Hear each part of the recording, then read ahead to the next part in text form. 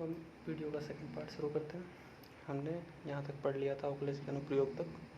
हमने इसमें पढ़ा था कि अवकलज के अनुप्रयोग जो पढ़ा था, इसमें हमने पढ़ लिया था कि वेग, अगर मान लीजिए वेग में परिवर्तन की दर निकालना तो उसे हम ds/dt लिखते हैं, जहाँ s विस्थापन और t हमारा समय होता है। तो इसे हम ऐसे भी लिखते हैं कि समय के सापेक्ष विस्थापन और परिवर्तन की दर। यहाँ तक हमने कल पढ़ा था। ये बात आपको याद रखनी है, ये आपके लिए इम्पोर्टेंट होगा कि यदि राशियों के परिवर्तन की दर बढ़ रही हो तो उस राशि को धनात्मक लिया जाएगा। मतलब क्या है इसका? परिवर्तन की दर बढ़ेगी कैसे? ये जो हर है, हर छोटा होगा, अंश अपने आप बढ़ जाएगा। हर छोटा होगा, अंश अपने आप बढ़ा जाएगा। तो परिवर्तन की दर अगर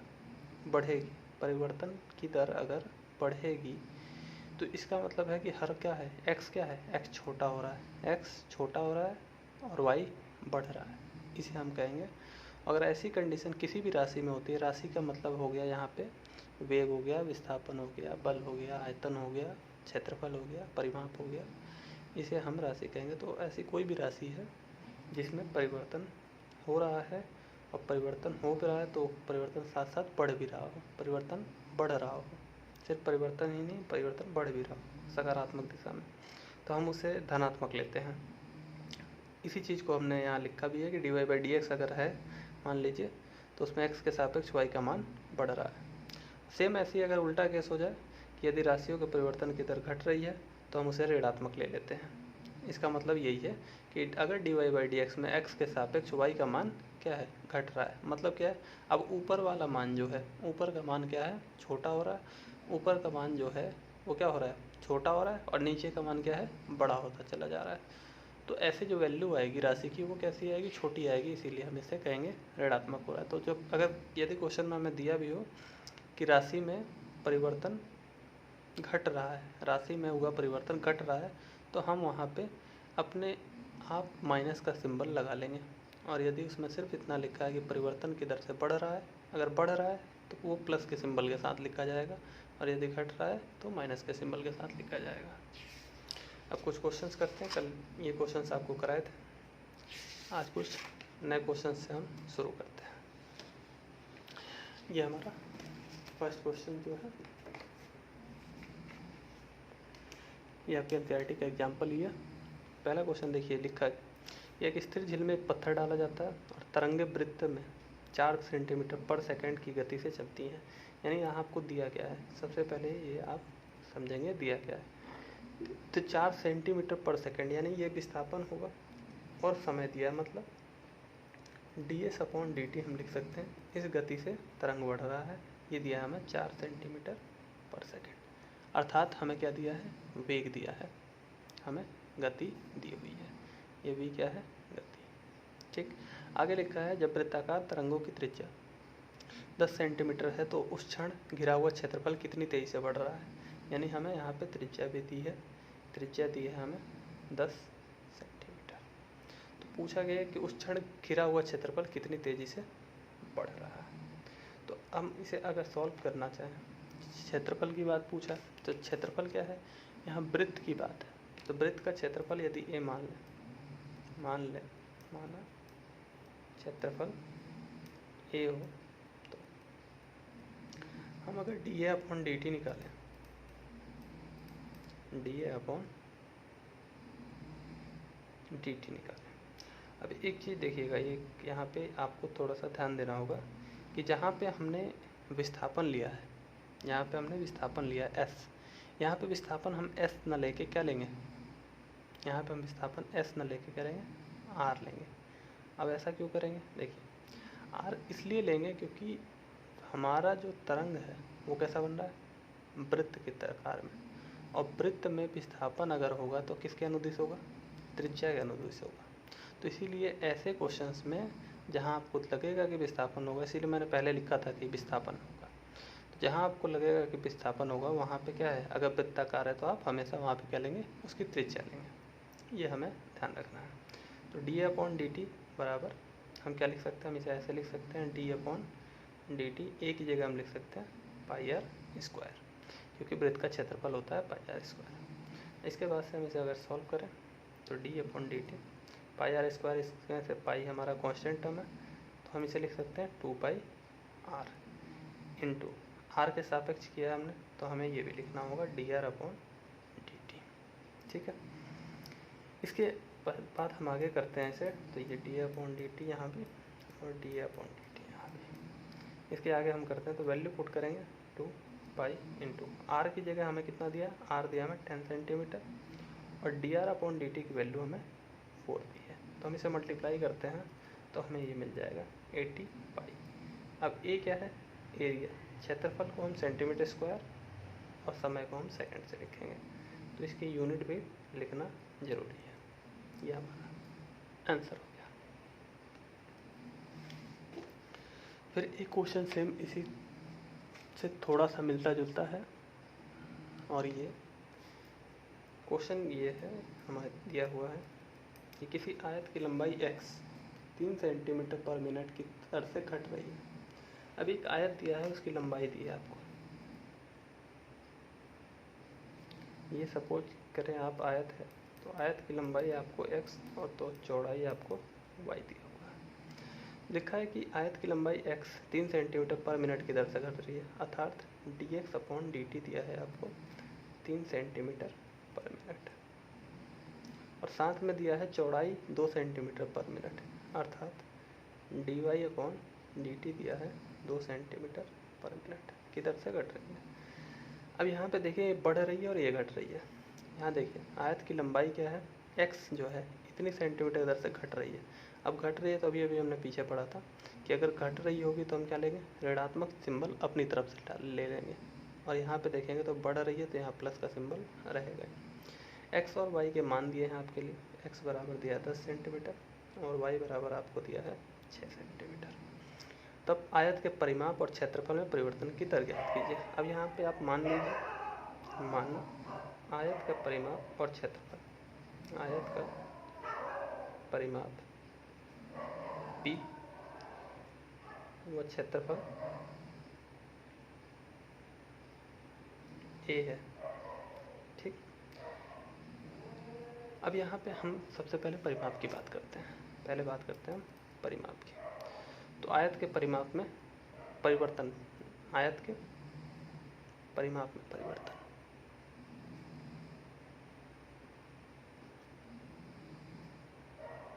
आयत के परिमाप में अगर परिवर्तन की बात करें आप, तो आयत के परिमाप में जो परिवर्तन होगा वो होगा हमारा dp अपॉन dt। तो d अपॉन dt लिख सकते हैं। परिमाप किसे कहेंगे, परिमाप जो होगा हमारा वो किसके इक्वल होगा, जो हमारा परिमाप होगा वो हमारा होगा किसके इक्वल, आयत का परिमाप क्या होगा 2 इंटू एक्स प्लस वाई के बराबर, ये आयत के परिमाप का फॉर्मूला हो गया।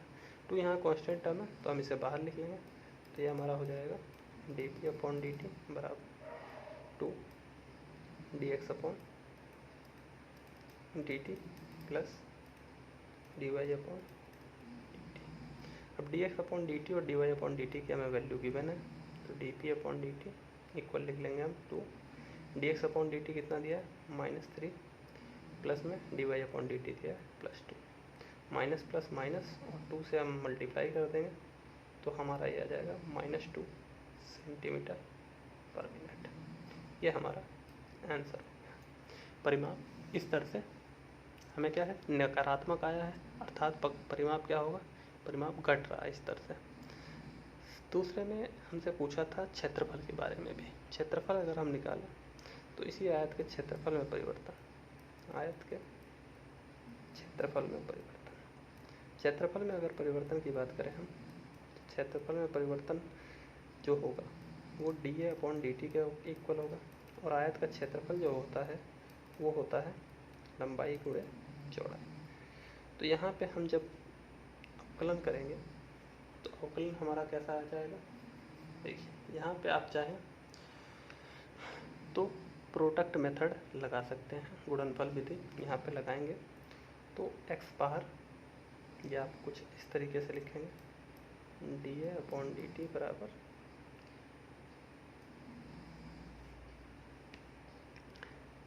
x d upon dt y plus y D upon D t x. इसे हम कुछ इस तरीके से लिखेंगे। तो ये हमारा, अगर हम इसे आगे करते हैं तो ये हमें कुछ, इसे हम यहाँ सॉल्व कर रहे हैं तो ये हमें मिल जाएगा d a upon D T बराबर x d upon D t y plus y d upon D t x. इस कंडीशन में हम d a upon D T बराबर एक्स इंटू, इसका डिफ्रेंसिएशन हमारा हो जाएगा d Y upon D t plus y into ये हो जाएगा हमारा d x upon D T. अब हमें, हमारे पास सभी वैल्यूज़ हैं, इन वैल्यूज़ को हम इसमें पुट करते हैं। एक्स की जगह हमारे पास 10 है तो हम 10 रख देंगे, D Y upon D T की जगह हमारे पास 2 है तो हम 2 पुट करते हैं, प्लस वाई की जगह हमारे पास 6 सेंटीमीटर दिया 6, और D x upon D T की जगह -3 दिया हुआ है तो हम -3 पुट कर देंगे। इसे सॉल्व करते हैं हम आगे, तो सॉल्व करेंगे तो ये हमारा हो जाएगा 20 माइनस 18, और ये आपका आ गया 20 माइनस 18 दोस्तों 2 सेंटीमीटर स्क्वायर पर मिनट। अब ये देखेंगे तो ये क्या है, सकारात्मक आया, प्लस आया, अर्थात क्षेत्रफल में वृद्धि हो रही है 2 सेंटीमीटर स्क्वायर पर मिनट की तरफ से। इसके बाद अगर नेक्स्ट क्वेश्चन की तरफ बढ़े हम, नेक्स्ट क्वेश्चन बहुत ही, ये भी आपके एनसीईआरटी के एग्जाम्पल का एक क्वेश्चन है। यहाँ पे आपको दिया हुआ क्या है, यहाँ आपको लागत दिया है 0.005 x cube minus 0.00 minus 0.02 x square plus 30 x plus 5000। इससे प्रदत्त है सीमांत लागत ज्ञात करना। सीमांत लागत क्या है, सीमांत लागत कहते हैं मार्जिनल कॉस्ट को, अर्थात सीमांत लागत से हमारा जो मतलब होता है कि किसी भी लेवल पे, किसी भी छोटी कंपनी बड़ी कंपनी कहीं पे भी हो, उत्पादन जो होगा, उत्पादन में जो संपूर्ण लागत लगेगा उसमें संपूर्ण लागत में जो है परिवर्तन होगा, उसको कहते हैं मार्जिनल कॉस्ट। जैसे संपूर्ण लागत सब मान लीजिए कि 10 रुपये लगता था और अब अगर 12 रुपये अब लग रहा है किसी भी कारणवश, महंगाई के कारणवश, किसी भी कारणवश, तो जो 2 रुपये हुआ उस 2 रुपये को ही हम मार्जिनल कॉस्ट कहेंगे। इसी के लिए इसी को हम इस पे क्वेश्चन जो दिया है याद करेंगे। अब 3 इकाई दिया है, अर्थात इसका मतलब है कि x आपको दिया है 3 यूनिट, x 3 इकाई दिया हुआ है, तो मार्जिनल कॉस्ट ज्ञात करना है MC। मार्जिनल कॉस्ट को ज्ञात करने के लिए आप लिखेंगे MC। तो MC बराबर क्या लिखेंगे, D by D X C of X. ये वैल्यू यहाँ पूरी पुट करेंगे और पूरी वैल्यू पुट करके इसे सॉल्व करेंगे। तो जो मार्जिनल कॉस्ट आएगा वो आपका आएगा D by D x 0.005 x cube minus 0.02 x square plus 30 x plus 5000। इसे सॉल्व करें तो हम ये आ जाएगा 3 इंटू 0.05 एक्स स्क्वायर, अवकलन करने पे माइनस 0.02 इंटू 2 एक्स प्लस 30 और प्लस 5000 कॉन्स्टेंट टर्म होगा तो इसका अवकलन हमारा 0 हो जाएगा। इसके बाद से मार्जिनल कॉस्ट आ गया। अब आपको क्या करना है, यहाँ पे सिर्फ x बराबर 10 x बराबर 3 रखना है। ये काम आपको होमवर्क के लिए दिया, ये आप घर से करिए। x बराबर यहाँ 3 पुट करना, जो भी आएगा इसे सॉल्व करके वही आपका आंसर होगा। सेम इसी तरीके से एक क्वेश्चन आता है जिसमें सीमांत आय पूछा जाता है, तो इसके लिए भी मैं आपको बता देता हूँ। सीमांत आय यदि पूछा जाए तो उसको कहते हैं मार्जिनल रेवेन्यू। दोनों में कोई अंतर नहीं, क्वेश्चन को करना सेम पैटर्न पे है। बस आपको ध्यान रखना है, यहाँ जैसे MC लिखा मार्जिनल कॉस्ट तो यहाँ पे लिखेंगे आप MR, बस इतना अंतर है, इसका अवकलन करना होता है बस। नेक्स्ट क्वेश्चन पे चलते हैं। नेक्स्ट क्वेश्चन हमारा है, ये एनसीईआरटी के आपके एक्सरसाइज के क्वेश्चन है। आई थिंक क्वेश्चन नंबर 10 है शायद, तो एक बार चेक कर लीजिएगा। देखा है एक 5 मीटर लंबी सीढ़ी दीवार के सहारे झुकी है। अब यहाँ कहीं दीवार मान लेते हैं हम, ये हमारी दीवार हो गई ऐसे भी। इसमें 5 मीटर लंबी कोई सीढ़ी झुकी हुई है। हमने मान लिया ये सीढ़ी है, ये झुकी होगी, ये मान लिया 5 मीटर लंबी। आगे लिखा है सीढ़ी का नीचे का सिरा जमीन के अनुदित दीवार से 2 सेंटीमीटर पर सेकंड की दर से खींचा जाता है। ये दीवार से दूर खींचा जा रहा है, ये वाला हिस्सा जो नीचे वाला हिस्सा सी हिस्सा जो है इसको दीवार से दूर खींचा जा रहा है, इस डायरेक्शन में खींचा जा रहा है। तो दीवार पर इसकी ऊंचाई किस दर से घट रही है? तो दीवार पर जो इसकी ऊंचाई होगी सीढ़ी की, ये जो ए पॉइंट है ये नीचे की तरफ आएगा, जैसे जैसे आप इसे दूर खींचेंगे वैसे वैसे नीचे आएगा। ये किस दर से घटेगी? अर्थात यहाँ पे ये दूरी भी नहीं दी है और ये दूरी भी नहीं दी है, तो हमें इन दोनों को मानना पड़ेगा। तो इसका सॉल्यूशन आप कैसे करेंगे? ये माना सीढ़ी के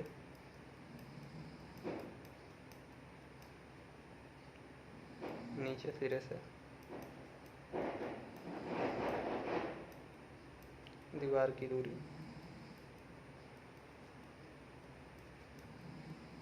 x तथा ऊंचाई y हो, तो दूरी को हमने x मान लिया, यानी इसे हमने x माना और इसे हमने y मान लिया। तो देखिए लिखा है दीवार से दूर मतलब अर्थात ये दूरी। तो दिया क्या है? दिया है हमारे पास कि dx अपॉन dt 2 सेंटीमीटर पर सेकेंड दीवार के अनुदिश यही खींचा जा रहा है। दीवार पर इसकी ऊंचाई किस दर से घट रही है? हमें क्या पता करना है? dy अपॉन dt, ये पता करना है। और क्या दिया है? नीचे का सिरा दीवार से 4 मीटर दूर है, यहाँ से यहाँ तक की दूरी भी दी है, अर्थात x भी दिया है आपको, x दिया है आपको 4 मीटर दूर है। इसके बाद से हम इसे सॉल्व करते हैं। तो सबसे पहले हमें y की वैल्यू निकालनी होगी। तो ये देखेंगे तो सीढ़ी जो होगा, दीवार जो होगा वो लंब होगा ज़मीन पे, ज़मीन की सतह से लंब होगा। तो यहाँ पे हम पाइथागोरस लगा सकते हैं। तो त्रिभुज ABC में पाइथागोरस प्रमेय लगाते हैं ताकि हम y की वैल्यू निकाल सकें x के टर्म में, जिससे हमें सॉल्व करना आसान हो जाए। अब पाइथागोरस प्रमेय लगाएंगे तो ये कर्ण है, तो कर्ण का स्क्वायर बराबर आधार का स्क्वायर प्लस लंब का स्क्वायर। अब हमें क्या चाहिए? y की वैल्यू चाहिए। तो y की वैल्यू चाहिए तो हमारे पास जो y की वैल्यू आएगी वो क्या आएगी? 25 माइनस एक्स स्क्वायर बराबर वाई स्क्वायर। लेकिन हमें सिर्फ y चाहिए तो स्क्वायर भी हटा सकते हैं हम यहाँ से, और हम इसे लिख देंगे अंडर रूट में 25 माइनस एक्स स्क्वायर बराबर y। ये हमारी y की वैल्यू आ गई। अब हमें निकालना क्या है? dy अपॉन dt निकालना है। dy अपॉन dt निकालना है, तो dy अपॉन dt के लिए हम वैल्यू निकालते हैं। तो dy अपॉन dt बराबर d अपॉन dt, y की जगह हम क्या रखेंगे? पुट कर देंगे under root 25 minus x square. यहाँ से रूट हटाएंगे और इसे सॉल्व करेंगे हम। तो D by D T 25 minus x square whole power 1/2 आ जाएगा। रूट हटाने पे पावर 1/2 हो जाता है। फिर हम इसे डी बाई डी एक्स की पावर n वाले फॉर्मूले से ही सॉल्व करेंगे, इस पूरे को हम लेट करके। तो ये आप सभी ने अवकलन में सीखा ही होगा। तो हम इसे लिख सकते हैं 1/2 25 माइनस एक्स स्क्वायर, -1 करेंगे तो यह आ जाएगा आपका -1/2 इंटू 25 का डिफ्रेंसिएशन आपका हो जाएगा 0 एंड माइनस एक्स स्क्वायर का डिफ्रेंसिएशन हो जाएगा आपके पास -2x। क्यों? जिसे लेट करते हैं डिफ्रेंसिएशन उसका भी दोबारा करते हैं। तो यहाँ 2 से 2 कैंसिल आउट हो जाएगा और हम इसे लिख सकते हैं क्या? dy अपॉन dt की जो हमारे पास वैल्यू आई वो आई हमारे पास माइनस ऑफ एक्स अपॉन ये माइनस की पावर डिनोमिनेटर में जाएगा नीचे तो प्लस में हो जाएगा, अर्थात ये हो जाएगा 25 माइनस एक्स स्क्वायर की पावर 1/2। ये हमारे पास value d Y upon D T की। अब हमारे पास चूँकि हमने इसका जो अवकलन किया था वो एक्स के सापेक्ष किया था और यहाँ टी दिया है, तो यहाँ पे हमें एक D x upon D T भी लिखना होगा।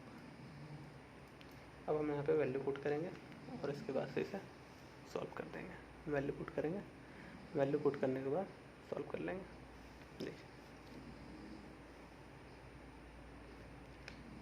वैल्यू पुट करते हैं हम, dy upon dt is equal to minus of x upon 25 minus x square whole power 1/2 into D x upon D T.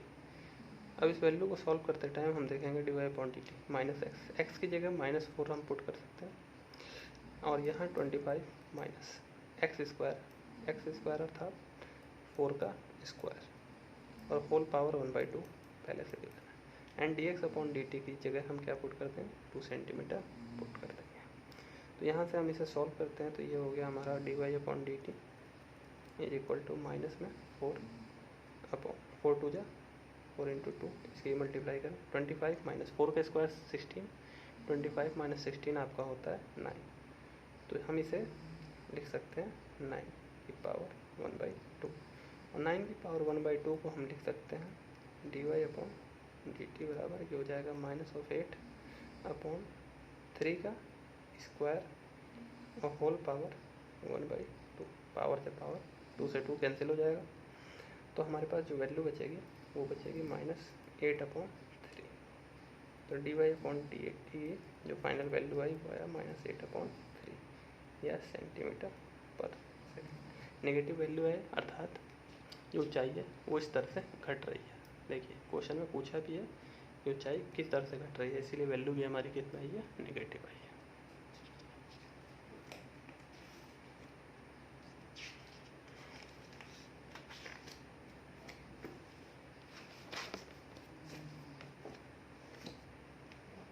इसके बाद फिर क्वेश्चन ये क्वेश्चन आधा मैं इसे सॉल्व कर दे रहा हूँ, आप बाकी से घर से सॉल्व करेंगे। एक कण वक्र 6y बराबर 6x³ प्लस टी 6y बराबर x³ प्लस 2 ये दिया हुआ है, इसके अनुगत गति कर रहा है। वक्र पर उन बिंदुओं को ज्ञात कीजिए जबकि x निर्देशांक की तुलना में y निर्देशांक 8 गुना तीव्रता से बदलता है। x निर्देशांक की तुलना में y निर्देशांक 8 गुना तीव्रता में, अर्थात ये कहने का मतलब है x निर्देशांक अगर x निर्देशांक में परिवर्तन dx अपॉन dt तो y निर्देशांक में परिवर्तन dy अपॉन dt होगा। चूँकि y निर्देशांक x की तुलना में 8 गुना तेजी से बढ़ रहा है, अर्थात ये इक्वल होगा dy अपॉन dt इक्वल होगा 8 into D x upon D T के। अब हम इसे इनके दोनों तरफ अवकलन कर देते हैं, दोनों पक्षों का अवकलन करेंगे। तो अवकलन करने पर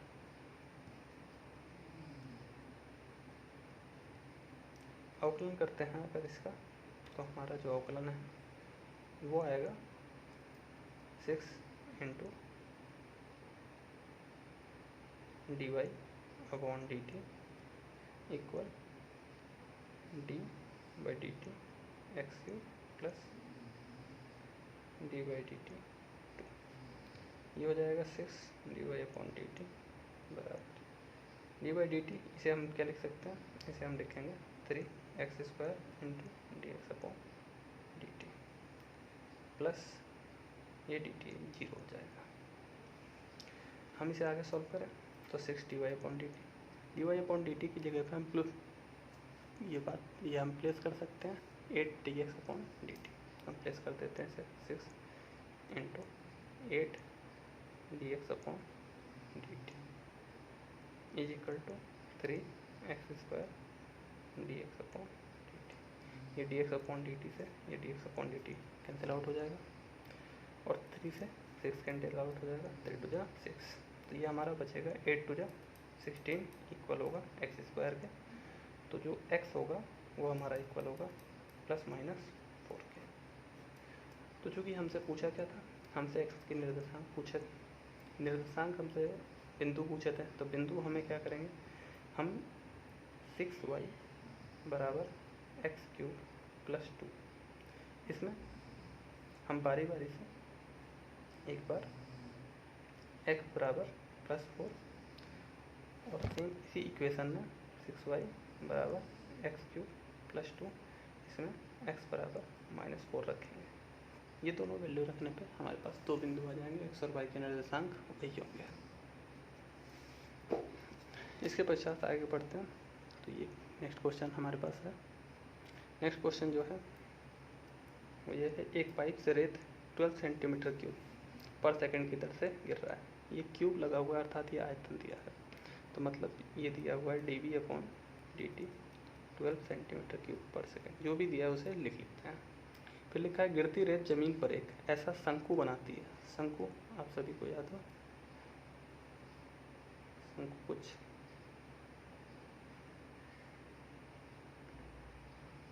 इस प्रकार की आकृति होती है, जिसमें यहाँ ऊंचाई होती है, इसे हम त्रिज्या कहते हैं। ये हमारी तिर्यक ऊंचाई होती है और ये हमारी ऊंचाई होती है शंकु की। लिखा, गिरती रेत जमीन पर एक ऐसा शंकु बनाती है जिसकी ऊंचाई सतह और आधार की त्रिज्या का छठा भाग है। तो इसमें मान लेते हैं कि ऊंचाई कितनी है, h। तो जो ऊंचाई h है वो आधार की त्रिज्या कितना है, r। इसका छठा भाग है। छठा भाग मतलब 1/6। ये इसके ऊंचाई जो है आधार की त्रिज्या का छठा भाग है। ये कंडीशन दी हुई है। लिखा है, रेत से बने शंकु की ऊंचाई किस दर से बढ़ रही है। हमसे पूछा गया dH/dt। यहाँ हमसे क्वेश्चन में पूछा जा रहा है, जबकि ऊंचाई 4 सेंटीमीटर है। ऊंचाई हमें गिवन भी है, ऊंचाई हमें दिया है 4 सेंटीमीटर। अब ऊंचाई के बढ़ने की दर बताते हैं। सबसे पहले हम आयतन का फॉर्मूला लगाते हैं। तो शंकु का आयतन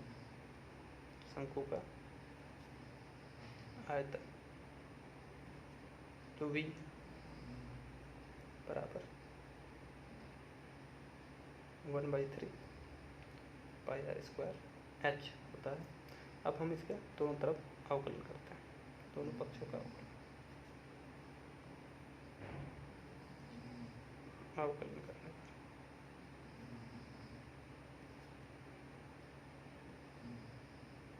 अवकलन करते हैं तो ये हमारा आ जाएगा dV/dt इक्वल यहाँ से 1/3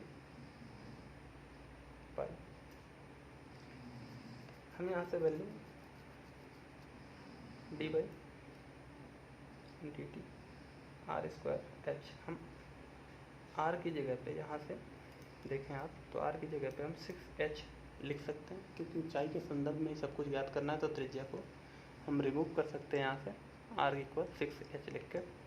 तो हम इसे ऐसे लिख सकते हैं dV/dt बराबर 1/3 पाई d/dt 6h का स्क्वायर इंटू h, जो कि dV/dt की जगह हम क्या लिख सकते हैं, 12 लिख सकते हैं। तो 12 इक्वल 1/3 पाई d/dt 6 का स्क्वायर 36 h स्क्वायर और इंटू में h, ये हो जाएगा h3। 36 बाहर आ जाएगा, कांस्टेंट है, तो 36 को हम बाहर लिखते हैं। 3 की क्रॉस मल्टीप्लाई यहाँ कर सकते हैं, तो 12 into 3 equal pi into 36 d/dt h3। इसे आगे सॉल्व करें, 12 3 जा 36 equal pi into 36 into h3 का डिफरेंशिएशन हो जाएगा हमारा 3h स्क्वायर इंटू dH/dt। ये हमारे पास इसका अवकलन हो जाएगा। मैं आपको चाहता हूँ इंटीग्रेशन कह रहा हूँ। अब यहाँ से आप देखें तो हम इसे लिखेंगे 36 equal 36 pi into 3h square into dH/dt। 36 से 36 कट जाएगा, यहाँ बचेगा ये 1। ये सभी मल्टीप्लाई में, चूँकि हमें dH/dt की वैल्यू चाहिए, तो ये सभी मल्टीप्लाई में है तो डिवाइड में आ जाएंगे। तो ये हो जाएगा 1/3 पाई h स्क्वायर बराबर dH/dt। तो 1/h की वैल्यू हमें 4 पहले से गिवन है, तो हम उस वैल्यू को भी यहाँ पुट कर देंगे। तो 4 का स्क्वायर इक्वल dH/dt। तो 1/48 पाई इक्वल dH/dt हम इसे लिख देंगे और यही हमारा होगा। आई होप यहाँ तक समझ में आई होगी। और आप यहाँ से एक्सरसाइज 6.1 अपने NCERT के अकॉर्डिंग पूरा कंप्लीट कर सकते हैं। यहाँ पे भी आपको परिवर्तन की दर से संबंधित कोई भी क्वेश्चन हो आप उसे कर सकते हैं। घर पे प्रैक्टिस जरूर करें, जो भी सवाल कराए गए हैं इसे करें। मिलते हैं नेक्स्ट वीडियो में।